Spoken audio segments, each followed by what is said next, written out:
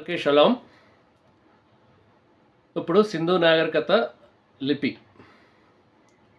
సింధు నాగరికత లిపి అన్నది సర్పలిపి అని సైంటిస్టులు మనకి ఆధారాలు ఇచ్చారు. సో దాన్ని బట్టి నేను పరిశీలిస్తే ఎస్, అది సర్పలిపే. ఎందుకంటే నేను యాజ్ పర్ బైబిల్ చూస్తున్నాను కాబట్టి వాడు ఒక సర్పెంట్ కాబట్టి లిపి కూడా అలాగే ఉంటుందని నేను నమ్మాను కాబట్టి దాన్ని పరిశీలించాను. అలా పరిశీలిస్తే ఆ లిపులు, పోలిన లిపులు ప్రాచీన కాలంలో ఇంకా కొన్ని లిపులు ఉన్నాయి. అవి ఒకటి కాదు, ఒక 4-5 లిపులు ఉన్నాయి.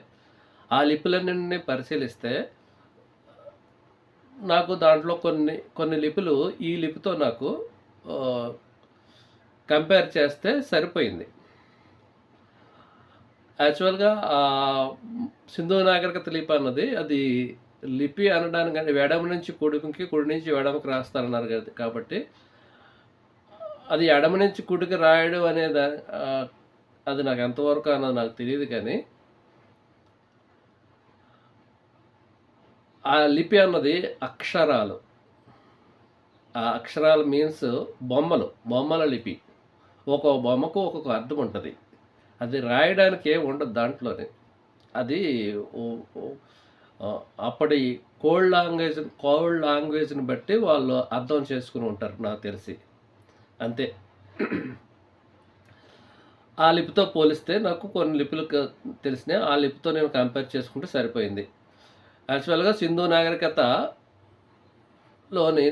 అక్షరాలు అక్షరాలు 400 నుంచి 600 వరకు ఉన్నాయి అన్నారు. నేనైతే పూర్తిగా చూడలేదు. కానీ ఆ 600 అక్షరాలు అయితే డీకోడ్ చేస్తే మాత్రం మీనింగ్ అయితే నాకు తెలుసు.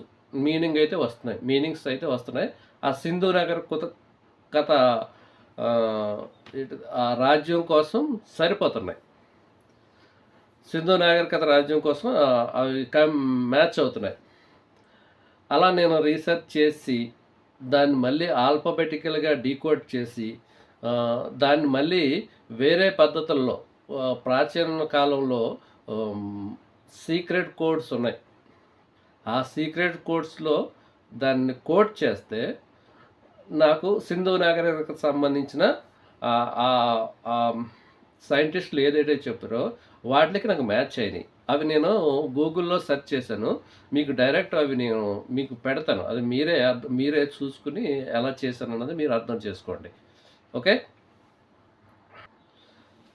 సింధు నాగరిక ప్రజలు ఉపయోగించిన లిపి అది వాళ్ళ ప్రిన్సెస్ వరకే మాత్రమే. బయటకు వచ్చినప్పుడు వాళ్ళు వాడింది మాత్రం ఆ టైంలో ఉన్న ప్రాచీన హిబ్రూ లాంగ్వేజ్, అంటే ప్రాచీన లిపి. ఆ లిపి ఏంటంటే ఈజిప్షియన్ హైరోగ్లిఫ్స్ నుంచి వచ్చిందంట. ఈజిప్షియన్ హైరోగ్లిఫిక్స్ నుంచి వచ్చిన ఫొనీషియన్ వర్ణమాల. అప్పట్లో అదే వాడేవారు. కాబట్టి వాళ్ళు వ్యాపారం చేశారు కాబట్టి 100% ఆ లిపి ద్వారానే మాట్లాడి ఆ ప్రాచీన అప్పటి కాలంలో ఏ లిపి అయితే ఉన్నదో ఆ లిపితోనే మాట్లాడి వాళ్ళు వర్తకం చేసుకున్నారు. వాళ్ళ లిపితో అయితే మాట్లాడలేదు. ఎందుకంటే ఆ కాలంలో లొటీన్గా ఏ లిపి వాడారో ఆ లిపే. ఆ కాలంలో వాడిన లిపి అయితే మాత్రం హిబ్రూయే, ప్రాచీన హిబ్రూ. అది హిబ్రూ కూడా కాదు, వేరే దాంట్లోంచి వచ్చిన లిపి. చెప్పాను కదా ఇప్పుడు, ఈజిప్షియన్ లిపి, బొమ్మల లిపి. దానికితో మాట్లాడుకున్నారు. నెక్స్ట్ వీళ్ళ ప్రిన్సెస్కి వచ్చేటప్పటికి వీళ్ళ లాంగ్వేజ్ వేరు. నాకు అర్థమైనంత వరకు వీళ్ళ లాంగ్వేజ్ వేరు. ఇతను సాతాను కాబట్టి ఇతను ఇలాగ సంబంధమైన లిపి అయితే కాదు, వాడు కోల్డ్ లాంగ్వేజ్. కానీ అది మనం పరిశీలిస్తే మనకు అర్థమైన లిపే. దాన్ని బైబిల్తో డీకోడ్ చేసుకుంటే మనకు నాకు అర్థమైంది. నెక్స్ట్ ఆ లిపి మనం అనుకున్నట్లు వెనక నుంచి ముందుకి, ముందు నుంచి వెనక రాయడం అనే కంటే ఆ లిపి ఎలా ఉంటుందంటే నేను ఆల్ఫాబెటికల్గా నేను డీకోడ్ చేశాను. అది ఏంటది, 10 అక్షరాల దొలవేరులో జరిగిన సైన్ బోర్డు. ఆ సైన్ బోర్డ్‌ని డీకోడ్ చేస్తే దానికి దాన్ని డీకోడ్ ఎలా చేయాలంటే, ఫర్ ఎగ్జాంపుల్ ఏ ఏ నుంచి 26 లెటర్స్ డీకోడ్ చేయాలి. అంటే షిఫ్ట్ 1, షిఫ్ట్ 2, షిఫ్ట్ 3, షిఫ్ట్ 4 అలాగా ఒక ప్రాచీన డీకోడ్ సిస్టమ్ అది. అది ఎలాగంటే 26 రకాలుగా వెనక్కి వెళ్ళి ముందుకెళ్ళి చేస్తే మనకు కావాల్సిన అర్థం వస్తుంది. అంత డీకోడ్ చేసి పెట్టేవారు అన్నమాట. అది ఆ లిపి, ఆ డీకోడ్ అదే మనం యూరోపియన్స్లో వాడిన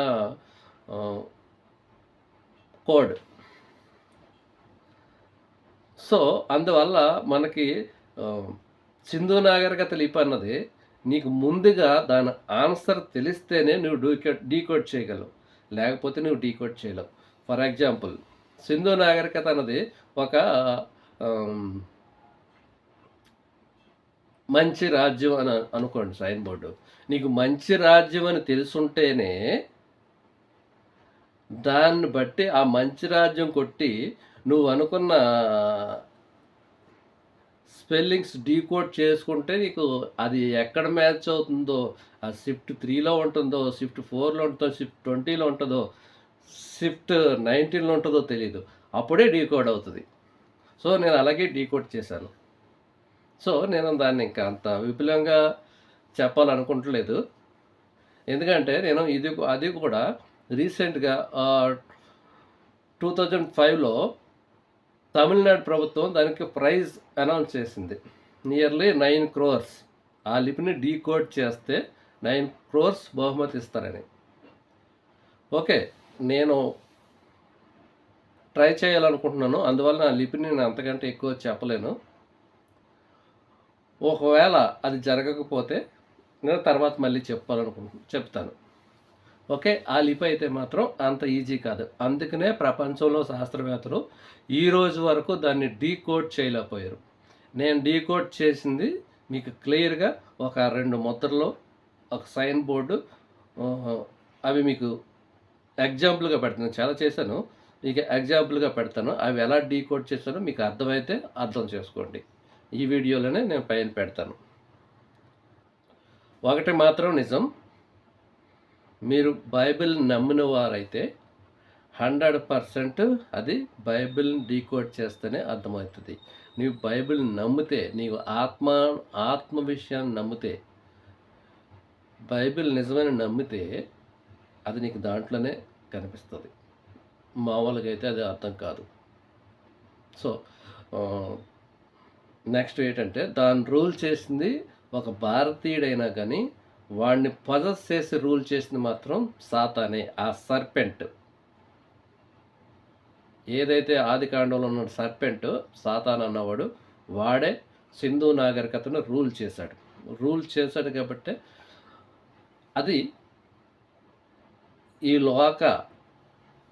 ఈ లోక లాంగ్వేజ్ కాదు, అది దేవతల భాష. డైరెక్ట్గా చెప్పాలంటే మానవుల భాష కాదు, దేవతల భాషే. అది నువ్వు బైబిల్లోకి వస్తేనే నీకు అర్థమవుతుంది. ఓకే, ఎనీహో ఏదేమైనా నేను లిపి చెప్పకపోయినా సింధు నాగరికత మొదటి నుంచి చివరి వరకు ఏం జరిగింది, ఎలా స్టార్ట్ అయింది, ఎలా ఎండ్ అయింది మొత్తం క్లియర్గా చెప్పాను. మీకు లిపితో పని లేదు. ఫర్ ఎగ్జాంపుల్ ప్రభుత్వాలకైనా లిపితో పని లేదు. ప్రభుత్వాలు లిపి ఎందుకు కోరుకుంటున్నారంటే, అసలు ఆ కాలంలో ఏం జరిగింది, అది ఎలా స్థాపించబడింది, ఎలా నిర్మూలించబడింది, దానికోసమే లిపి అడుగుతున్నారు తప్ప లిపితో ఎవ్వరికి పని లేదు. సో కాబట్టి నేను అదంతా క్లియర్గా మీకు సింధు నాగరికత నా వీడియోస్, నా సర్వసత్యంలో సింధు నాగరికత కోసం చాలా వరకు చెప్పాను. ఇంకా నాకేమైనా తగిలితే నేను ఇంకా చెప్తాను. ఎవరైనా ప్రశ్నించినా దానికి ఆన్సర్లు చేస్తాను. సో కాబట్టి సింధు నాగరికత పూర్తిగా నేను అన్లాక్ చేశాను అనుకుంటున్నాను. సో, మీకు లిప్‌తో అయితే పని లేదు. మీకే కాదు గవర్నమెంట్స్ కన్నా ఎవరికైనా లిప్‌తో పని లేదు. బట్ గవర్నమెంట్ గవర్నమెంట్స్‌కైతే, సైంటిస్టులకైతే పక్కా ఆళ్ళు biblical means spiritual things accept చేయరు కాబట్టి వాళ్ళకి అది వేడదు. మిస్టరీ వేడదు. అది వేడని మిస్టరీ. అది బైబిల్‌లోకి వస్తేనే వేడుతది మిస్టరీ. సో, అందువల్ల నేను చెప్పింది వాళ్ళు యాక్సెప్ట్ చేస్తారా లేదా అన్నది నాకు తెలీదు. కానీ నేను చెప్పిందైతే బైబిల్ ప్రకారం అయితే సత్యం, సర్వసత్యం. నేను మామూలుగా వారలుగా మాత్రం చెప్పలేదు. దానికి పాత లిపులు, దానికి సంబంధించిన లిపులు కూడా తీసి నేను క్లియర్‌గా డీకోడ్ చేసి మీరు దాంట్లో చూడండి. నేను డీకోడ్ చేస్తేనే నాకు ఆ మీనింగ్స్ వచ్చినాయి. సింధు నాగరికతలో ఉన్న మెయిన్ లిపి అక్షరాలు ఎన్నంటే 6 అక్షరాలు. 6, 16. ఫస్ట్ ఇంపార్టెన్స్ ఎక్కువ, 16కి ఎక్కువ ఇంపార్టెన్స్ ఉంటుంది సింధు నాగరికతలో. ఆ 16 అనేది సాతానిక్ సింబల్. ఆ 6 అన్నదే సాటానిక్ సింబల్. అది కుదించి మళ్ళీ 6 అక్షరాలు. ఆ 600, 400 లిపులు, చిత్రలిపులు అన్నారు చూడు. ఆ 6 అక్షరాల్లోనే ఇంక్లూడ్ అయి ఉంటుంది అది. ఆ 6 అక్షరాల్లోనే ఉంటుంది. ఫర్ ఎగ్జాంపుల్ 613 ఆజ్ఞలు ఉంటాయి బైబిల్‌లోని. 613 ఆజ్ఞలు ఒక 10 కమాండ్స్‌లోనివే, 10 ఆజ్ఞల్లోనివే అవన్నీ దాంట్లో ఇంక్లూడ్ అయి ఉంటాయి. అలాగే ఈ 6 అక్షరాల్లోనే ఎన్నైతే మీకు కనిపిస్తున్నాయో అయి 400 కావచ్చు, 4000 కావచ్చు, 6000 కావచ్చు. ఎన్నైనా కానీ ఆ 6 అక్షరాల్లోంచి వచ్చినదే ఆ సింధు నాగరికతది. ఆ 6 అక్షరాలు ఏంటో తెలుసుకుంటే మీకు సింధు నాగరికత అన్నది డీకోడ్ అవుతుంది. 16 అక్షరాలు, 6 అక్షరాలు, 16 అక్షరాలు. నాకు అర్థమైంది అది. సో, సింధు నాగరికత అన్నది నేను క్లియర్‌గా శాస్త్రజ్ఞులు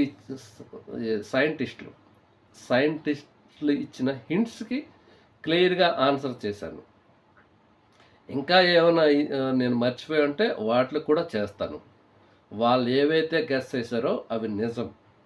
కానీ దాన్ని డీకోడ్ చేసుకోలేకపోయారు. దాన్ని అర్థం చేసుకోలేకపోయారు. ఎందుకంటే ఫర్ ఎగ్జాంపుల్ రాముడు మంచి బాలుడు. Rama is good boy. Rama is good boy అనుకోండి ఫర్ ఎగ్జాంపుల్. రాముడు మంచి బాలుడు అంటే దాన్ని వెనక రాయాలంటే డూము ఇలా వెనక్కి రాసుకురావాలి. వస్తే అప్పుడు మళ్ళీ తిరగేసి చదువుకుంటే లిపి అర్థమవుతుంది. కానీ అది అలాగుండదు. ఏబిసిడీలు ఉన్నాయనుకో ఫర్ ఎగ్జాంపుల్. ఏబిసిడీలు ఉన్నాయనుకోండి. ఆ ఏబిసిడి వరుసగా వాడు ఈ 26 అక్షరాల్లో ఏ అక్షరం నుంచి స్టార్ట్ చేస్తాడో తెలియదు. 26 అక్షరాల నుంచి వెనక్కి స్టార్ట్ చేస్తాడో తెలియదు, ముందుకు స్టార్ట్ చేస్తాడో తెలియదు. ఆ లిపి అలాంటిది. అది కేవలం చిత్రలిపి. ఆ చిత్రలిపి అది వాడి జ్ఞానం కలిగిన వాళ్ళు ఉంటే వాడిని అనుసరించి వాడి జ్ఞానాన్ని కలిగిన వాళ్ళకే టక్మల అర్థమవుతుంది. అలాగే పరమ తండ్రి జ్ఞానం కలిగిన వాడికి కూడా అర్థమవుతుంది. ఆయన సుపీరియర్ కాబట్టి ఆయనకు మరుగైనది ఏదీ లేదు. ఆయనకు మర్మమైనది ప్రపంచంలో ఏదీ లేదు. ఆయనకు అన్నీ తెలుసు. సో, ఆయన సంబంధం అయి ఉంటే మాత్రం అవన్నీ అర్థమవుతాయి. ఓకే. సింధు నాగరికత అన్నది హిస్టారికల్గా మొత్తం బైబిల్లో చూపించి మీకు నేను చెప్పాను. చూడండి, పరిశీలించుకోండి. మీరు దాంట్లో ఏమైనా డౌట్స్ ఉంటే ఎవరు అడిగినా నేను చెప్పగలను. ఎందుకంటే నేను చదివే చెప్పాను, ఊహించి మాత్రం చెప్పలేదు. దాన్ని బైబిల్తో డీకోడ్ చేసుకునే చెప్పాను. నా సొంత జ్ఞానం అయితే కాదు. అది పరమ తండ్రి జ్ఞానం. అంటే అది బైబిల్ జ్ఞానం. అది బైబిల్ జ్ఞానానికే దొరుకుతుంది. మరి ఏ జ్ఞానానికి, ఈ లోక జ్ఞానానికి దొరకదు. ఈ లోక జ్ఞానం ఆయనకి వెర్రితనం. నువ్వెంత టెక్నాలజీలోకి వెళ్ళు, సూపర్ కంప్యూటర్లు వాడు, నీకు ఆయనకు వెర్రితనం అది. సో ఆయన జ్ఞానంతో అర్థం చేసుకుంటేనే సింధు నాగరికత అర్థమవుతుంది. ఇంకా అర్థం అవ్వడానికి కూడా ఏమీ లేదు, టైము కూడా అయిపోయింది. స్టార్టింగ్ ఎప్పుడో స్టార్ట్ అయిపోయింది ఆదిలో, అంతం కూడా దగ్గరికి వచ్చేస్తుంది అనుకుంటున్నాను. మరి నాకు తెలిసి దగ్గరలో ఇంకా ఇప్పుడు కూడా అర్థం అవ్వలేదు, ఎప్పటికీ అర్థం కాదు. ఓకే, అర్థమైపోయినా పర్లేదు, పరంతాని దయ వల్ల నాకు అర్థమైంది, సింధు నాగరికత కోసం చెప్పేశాను. అంటే నేను బైబిల్లో నేను అర్థం చేసుకున్నది, పరంతాని జ్ఞానాన్ని బట్టి అర్థం చేసుకున్నది మీకు ఎక్స్ప్లెయిన్ చేశాను. సో మీరే ఆలోచించుకోండి. ఓకే, షలో.